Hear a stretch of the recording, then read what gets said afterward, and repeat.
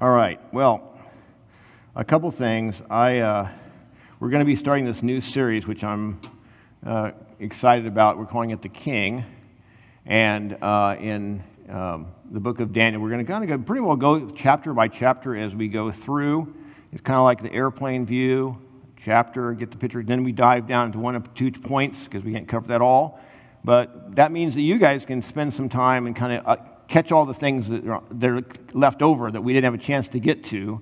And so I encourage you a couple things. I just want to, now this is I'm probably talking to the choir here. Most of you have this, but these 2 things, especially on your phone, now you can do the website as well, but having YouVersion is really a pretty cool tool on your phone to study because you can do notes and highlights and you can share with other people. And so I encourage you, if you don't have that, make sure you download that app. And that actually Bible Project has just recently come out with the app. They've always had a website that's amazing, which I still use a lot, but they have an app now. So you end up having it even faster for you to be able to take it with you. So there's actually a overview on Daniel, and I think we'll have it in one of our announcements or something somewhere. But just if you go there, you'll find it. You look at that app, and you'll be able to look at Daniel, and it'll give you a really good overview. So I encourage you this week to read the overview, to do the Bible Project overview, and then also maybe start looking on whatever app you use, or maybe even are so spiritual you use a real Bible. You can use that too. So the real spiritual people have Bibles, and so I thought about just carrying one around just so I wouldn't be judged by some of you. But anyway, so we want to start out with it in Daniel. And, you know, I ran across this. This is a book on my coffee table. It actually takes up most of the coffee table. It's monstrous.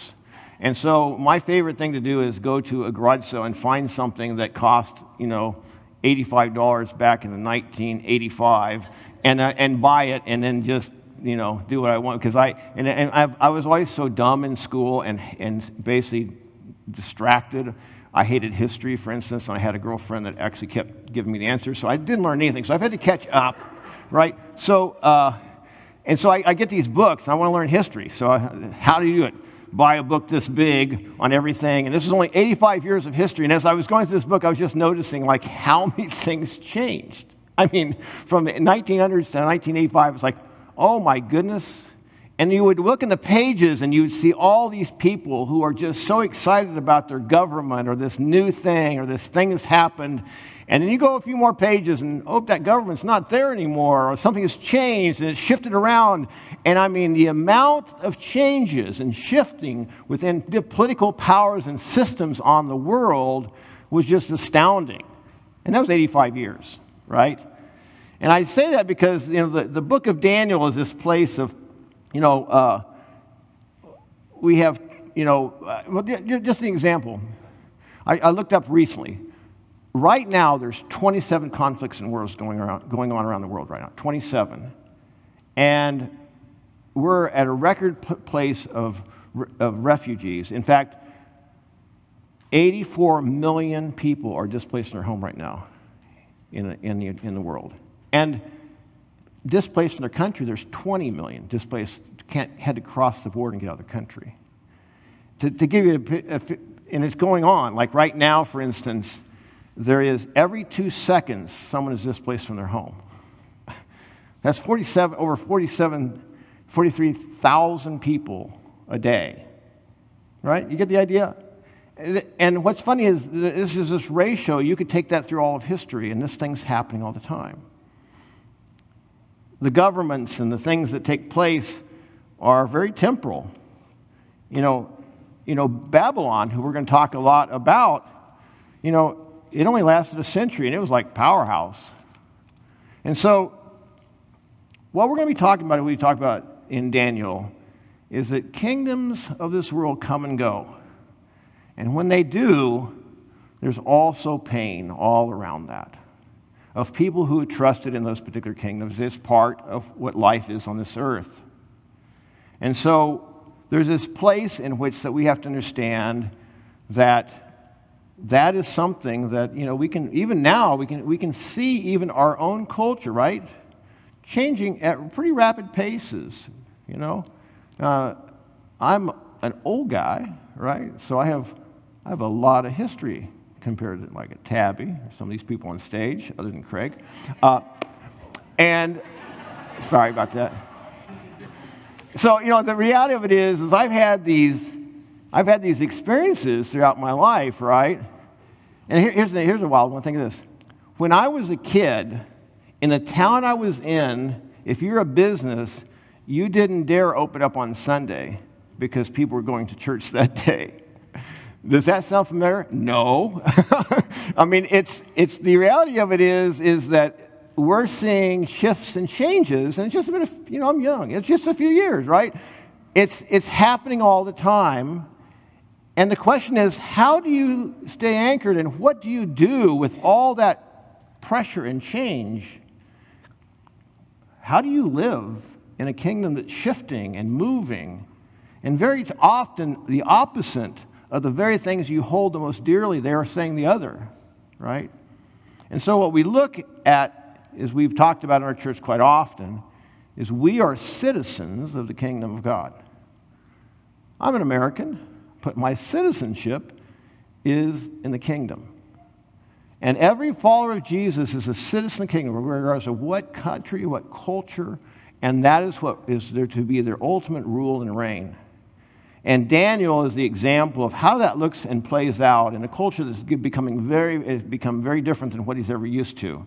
And so Daniel shows us this picture of how is it that we live faithfully and fearlessly and trust in the sovereignty of God over all the kingdoms that keep shifting around. He's modeling for us what it looks like for a regular human to be under the powerful reign of the kingdom in very difficult situations. Daniel is going to show us the sovereignty of God over the kingdoms of men. And when you get that, it settles your heart. It takes away often the fears that we have as we see things shifting, and allows us to lean in to the true king. Caleb created a little blurb for this, and I thought it was just worth reading. Not all of his stuff is this good, but this is pretty good. Our world provides an endless parade of kings and kingdoms vying for power over our lives. That's true, right? But a fearless and faithful life depends on knowing God is the only true king.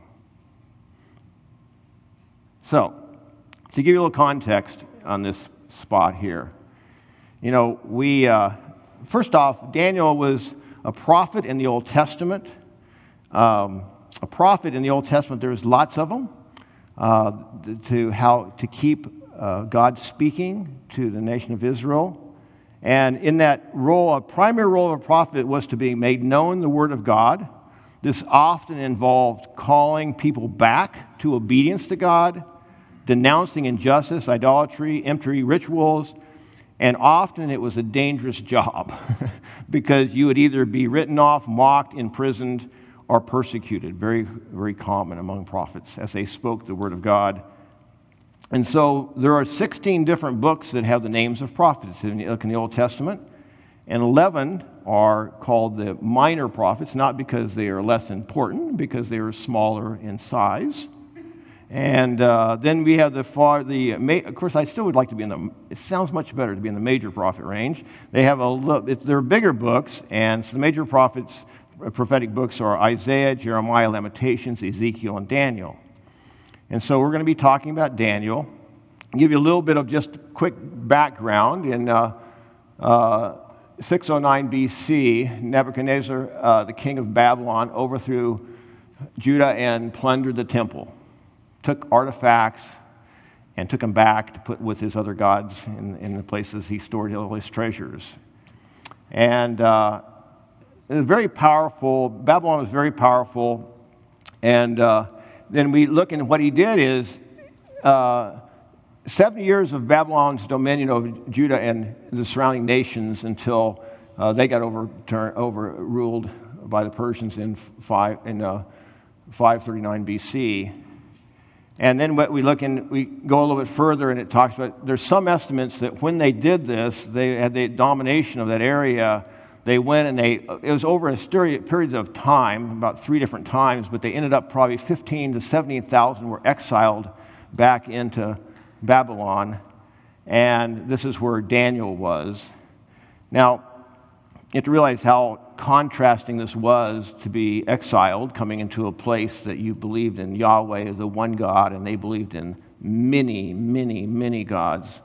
And so, Daniel was likely, now think about this, who is 14 to 16 in this room? Raise your hand. All right, they're all working for us. That's good. In the back booth. They're all in the youth. Hey, scream out from the youth group out there watching online. No? Are they really watching online? I don't know. In the back. Anyway, so, yeah. So, but imagine that. Okay, but think of these guys back in the, how old is Isaac? Okay, 14. Okay? All right? Now imagine that. Okay, so in this spot, if you know, and so he was taken to Babylon, but it's interesting, he continued to be a part of that culture, bringing the light of God and the truth of God for the entire time, for 7 years. And then he lived there till into his 80s or 90s and died there. So that's a little context of what we're going to be talking about. Now, so throughout these books, the book of Daniel, as about these chapters, you're going to see these themes that we're going to keep talking about. They're kind of good to get to talk about as you look at it, to be looking for these themes throughout it is kings and kingdoms will come and go, but God is always at work. He's always working. There's never a point that God says, oh no, something gone sideways, I got to make a self-correction here. I mean, he's actually working sovereignly in this bizarre way through all these things that are going on around us. God is not unclear or confused or uncertain about anything, past, present, or future. Now, we are. Don't get mixed up on that. But he's not. And he really isn't. And that, when you get a hold of that, the pains and the difficulties of life change in perspective. And the big one is, which we see all the way through Scripture, through Israel and through the Old Testament, the New Testament, and we see in Jesus' teaching, is you're either subject to the king or you're not. It's how we're designed to be. And our job is not to do all these things, but to be subject to the king and his kingdom. Now, so that as a backup, we're going to have Brian come up and read us, because you wouldn't want me to, the text. In the year of the reign of King Jehoiakim of Judah, Nebuchadnezzar, king of Babylon, came to Jerusalem and besieged it. And the Lord gave Jehoiakim, king of Judah, into his hand, with some of the vessels of the house of God. And he brought them into the land of Shinar, to the house of his God, and placed the vessels in the treasury of his God. Then the king commanded Aspenaz, his chief eunuch, to bring some of the people of Israel, both of the royal family and of the nobility, youths without blemish, of good appearance and skillful in all wisdom, endowed with knowledge, understanding, learning, and competent to stand in the king's palace, and to teach them the literature and language of the Chaldeans. The king assigned them a daily portion of the food that the king ate, and of the wine that he drank. They were to be educated for 3 years, and at the end of that time, they were to stand before the king. Among these were Daniel, Hananiah, Mishael, and Azariah of the tribe of Judah. And the chief of the eunuchs gave them names. Daniel he called Belshazzar, Hananiah he called Shadrach, Mishael he called Meshach, and Azariah he called Abednego. But Daniel resolved that he would not defile himself with the king's food, or with the wine that he drank. Therefore he asked the chief of the eunuchs to allow him not to defile himself. And God gave Daniel favor and compassion in the sight of the chief of the eunuchs. And the chief of the eunuchs said to Daniel, I fear my lord the king, who assigned your food and drink, for why should he see that you were in worse condition than the youths who are of your own age? So you would endanger my head with the king. Then Daniel said to the steward, whom the chief of the eunuchs had assigned over Daniel, Hananiah, Mishael, and Azariah, test your servants for 10 days. Let us be given vegetables to eat and water to drink. Then let our appearance and the appearance of the youths who eat the king's food be observed by you, and deal with your servants according to what you see." So he listened to them in this matter, and tested them for 10 days. At the end of 10 days, it was seen that they were better in appearance and fatter in flesh than all the youths who ate the king's food. So the steward took away their food and the wine they were to drink, and gave them the vegetables. As for these 4 youths, God gave them learning and skill in all literature and wisdom, and Daniel had understanding in all visions and dreams. At the end of the time, when the king had commanded that they should be brought in, the chief of the eunuchs brought them in before Nebuchadnezzar. And the king spoke with them, and among all them none was found like Daniel, Hananiah, Mishael, and Azariah. Therefore they stood before the king. And in every matter of wisdom and understanding, about which the king inquired of them, he found them 10 times better than all the magicians and enchanters that were in all his kingdom. And Daniel was there until the first year of King Cyrus. Thank you, Brian. Jim. As you look at this, a lot there. That's why you'll want to go back and take it a little bit more. But as we go through it, just to highlight a few things that to me stand out is notice that God gave Judah over into their hands. God gave them over to hands. In other words, God sovereignly works in ways that we can't understand. This was for the good of Israel, in spite of how evil and wrong things were.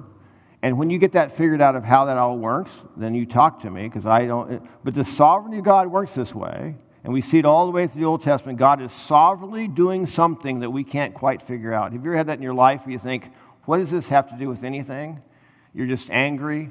And sometimes you actually have a time later on, you go, I see that how it had to do with everything. Sometimes you never know that till heaven. But the reality of it is he's doing what he does for a reason, and he's not confused. He's clear on what he's doing.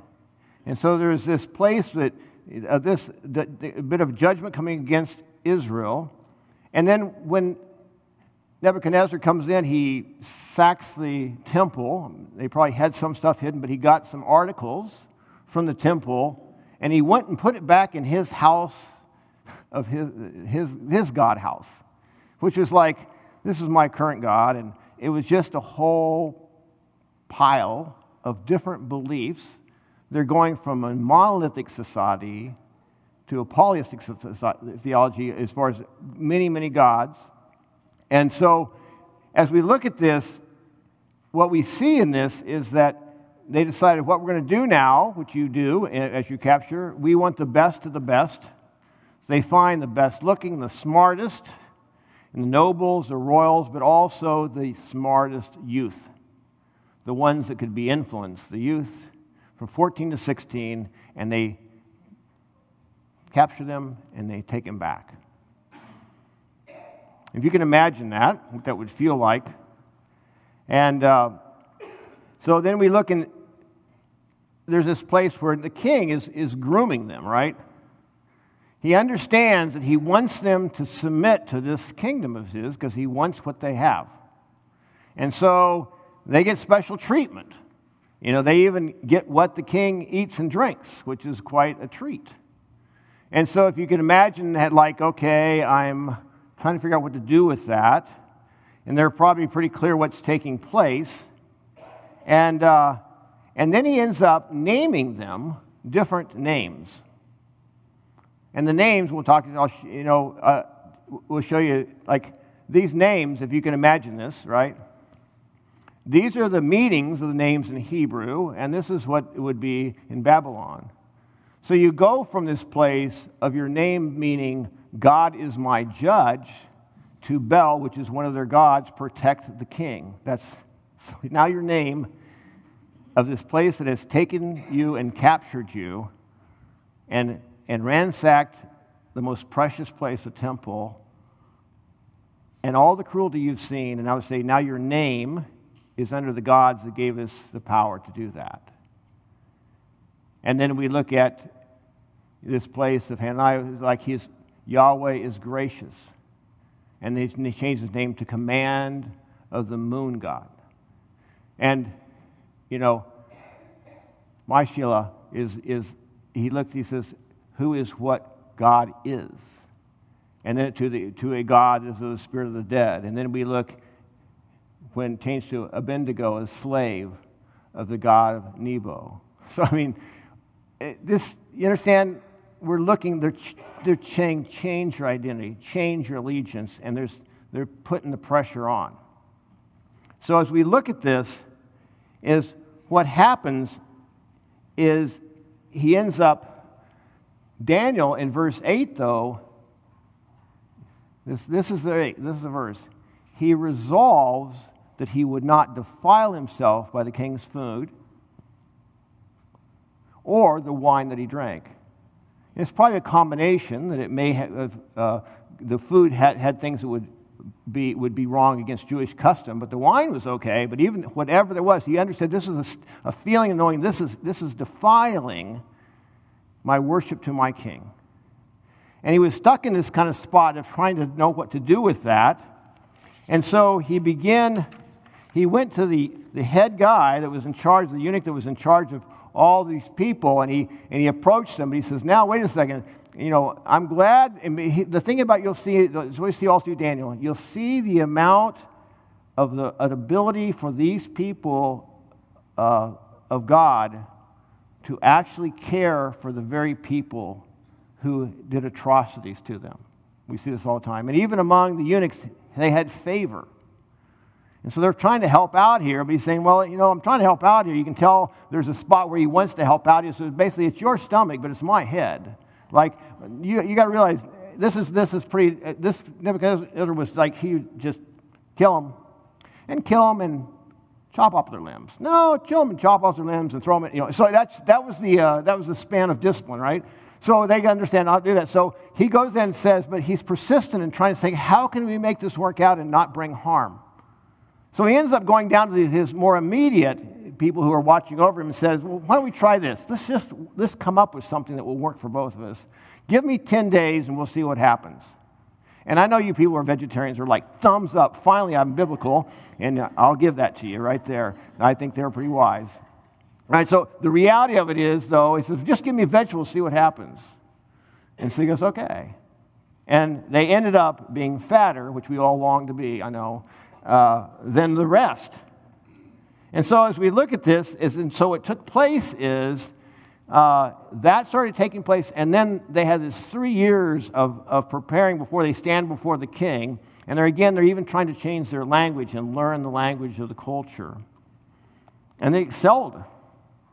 And so the end result is, when they stood before the king, in every matter of wisdom and understanding about which the king inquired of them, he found them 10 times better than all the magicians, the enchanters, and those who were a part of the kingdom, of all the kingdom.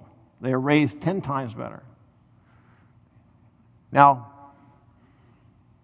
what I want to talk about is understanding this kind of big picture here. You're Daniel, and what I want you to do is I want you to put yourself in the position of Daniel. Put yourself into his shoes as if you were him. 14, 15, 16, probably most people think even on the lower end, the 14 or 15. And you imagine being this place in which that, as a teenager, you watched war and conflict and people getting killed. And you knew about this looting, or even possibly observed the looting of the temple, and them taking away the things that were the most precious. And you felt this defeat. And then, if it wasn't bad enough, you had Babylonian soldiers come in to your house and pull you away from your parents and say, come with me. And you traveled 900 miles to a country you've never been in. That everything in that country goes against the Torah, goes against the Mosaic law, the things that you've given yourself over to. And you're at this spot where now you're being brought in, And you're being groomed by this king who likes to chop off people's heads because he wants you to gain his trust and to submit to his kingdom. And if you don't, not a good picture for you. And yet, with that all going on, and even into the point that they're changing your name to represent gods, that you're supposed to be worshiping one true God. And now every time they talk to you, they're talking to you by a different name. And so the result is, though, what's interesting is this wild upside-down thing of the kingdom is they excel and gave favor and begin affecting this kingdom of darkness that they're in. They begin connecting with the people. They begin excelling in all the things that they do. And they end up becoming to a place, we'll see later, of being given tremendous oversight throughout the kingdom. But it kind of starts with one particular place, and that's in verse 8. Because in verse 8, I want us just to focus in on this. But Daniel resolved that he would not defile himself with the king's food or with the wine that he drank. And so, what we see here is he was very clear. I mean, right in there in the commandments, just like Jesus was very clear that we're supposed to worship one God and serve him only. So he's stuck. He knows that's it. And so he decides, I got to do this. Now, the word that stands out to me is this place of he resolved. You know, the King James talks about he purposed in his heart. The Message says Daniel determined that he would not do this. I think the ESV and the NIV is actually the most correct, is that he resolved. Resolved is this place that it's a, I'm not sure why it's not coming up, but there is a great definition there when it comes up. I resolved that this clicker does this quite a bit. All right, so I'll just tell you the definition, and if it clicks on later, we'll be okay. So, resolve means to a place that you have a firm determination to do something or not do something. The Hebrew word actually out of dissolve is actually the Hebrew to put or place or set. That's where it comes from. It's this place that ahead of time you've decided, I'm setting here and I'm staying here. Right? And this is what he did. And here's what's interesting. This resolve, it's very important to understand where this resolve came from. I've had a few times, me and my wife have been in intense discussions, we might say. And I become resolved, but it's not this way. I resolve that I'm not moving an inch. You know, I resolve that I'm not going to take this, that's not. Where this resolve comes from and what it looks like is pretty crucial here, because his resolve was not fueled by any hatred, and he had plenty of fuel.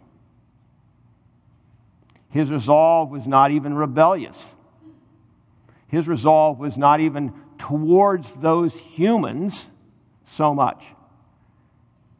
His resolve was not based on, if I do this, this will mean this, and this will push him to this. Or his resolve really wasn't even based on what results he's going for. His resolve flowed out of his love for his heavenly Father and his commitment to be submitted and yielded to his King, his eternal King. Out of that relationship. And in that you see the very thing that happened we see and we talk about all the time in our church. It's love God, love others. When you love God, you start loving others. And you see the very same thing in which that he is actually in the places of having a place that he's not hating and raging. He's actually loving and trying to help this culture. You know, it's interesting, Jeremiah actually spoke to this culture. And while they're in, Jeremiah wrote and said this, "But seek the welfare of the city," talking about Babylon, "where you were sent into exile, and pray to the Lord on its behalf, for its welfare you'll find your welfare. For thus says the Lord of hosts, the Lord God of Israel, do not let the prophets and those diviners who are among you deceive you, and do not listen to the dreams that they dream." You see what's happening there? It's like, I'm resolved to not be pulled in to this. And I'm resolved to do what's to the benefit of all people at the same time. And the way he does that is he chooses this thing of, I am not going to defile myself. He's making this statement out of his commitment for fidelity in his relationship with his God. He's doing it out of his determination to remain faithful. Still not knowing, you understand, he's like, I think it's going to be A, B, and C. This is what's going to happen. He just knows, I'm resolved to be faithful. I'm resolved to have fidelity in my relationship. I'm resolved to always be the citizen of the kingdom, no matter where I'm at. And so as he looks at that, we start understanding this place of resolve is kind of an important thing. So what I want us to think about, because you can kind of feel what this must have felt like if you just put him in shoes. It's like the threat of this choice to decide, I am not going to eat the king's food, had lots of possible consequences.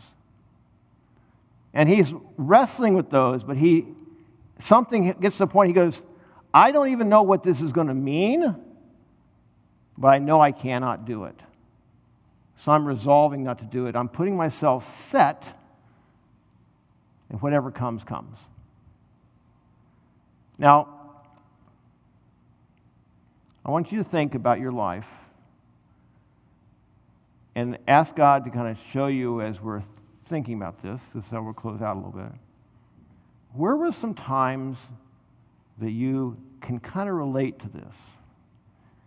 May not be as dramatic or massive or big, but the sense in which that you know that God has shown you something that you should do or you shouldn't do, and you know God is stirring you, and something you finally get to a place that you resolve, I'm not doing that anymore. I'm not doing it anymore. I'm going to stop it. Now, you might have said I'm going to stop it many times before, but you hadn't got to a place of God resolving it. Right? What is it that God has done in your past in that way? I can tell you, if you have those, you can say lots of amazingly good things. But you remember what it felt like when you said yes and resolved and say, I will do this. When it first happened, it didn't feel great at first. But then you see the fruit of what took place. Now, maybe it's the spot like, for me, I think about even remembering this resolve to follow Jesus the rest of my life. I remember when those words came out of my mouth, I was shaking in my boots. We always call Daniel this fearless leader. It looks good in retrospect, but trust me, he's a human, and he's doing it, and he probably did not escape fear. But his commitment to fidelity overcame his fear, not his raw, go, fear. That's not how he did it. He did it through the place of knowing that he is a citizen and he must remain faithful. And, for me, I was, my big thing, and it's God's freed me of most of it, but there's certain things in your life that you kind of, you're so grateful for all God's done, but it still has a little bit of that.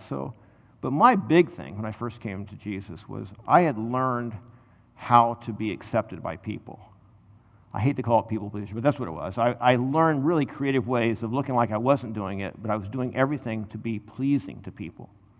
And so when I first decided to follow Jesus, my first thing was, I'm going to commit to follow you the rest of my life, no matter what this brings.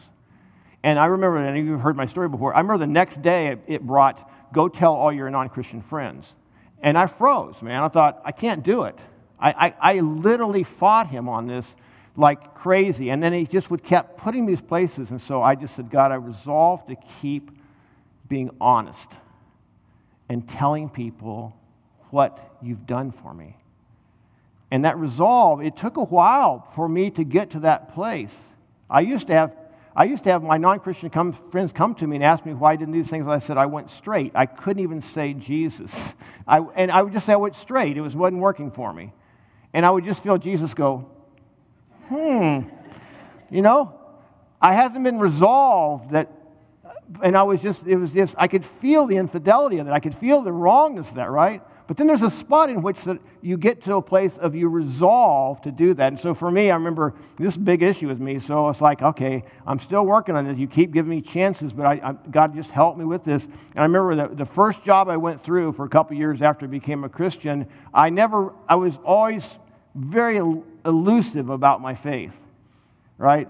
And I used to think, well, I'll just show it through my hard work, And Jesus kept saying, well, why don't you tell them too? It might be good to have both, right? And so when I got ready for my next job, I thought, how am I going to resolve that in my employment that I'm an outed Christian who loves Jesus? And I thought, put on your resume studies and hobbies, studies of the Bible, and they'll surely ask you about it. And of course, they didn't ask me about it. They were like, I don't want to ask about this. So I said, you might notice, because I resolved, I'm going to get this out early, because I was such a people pleaser.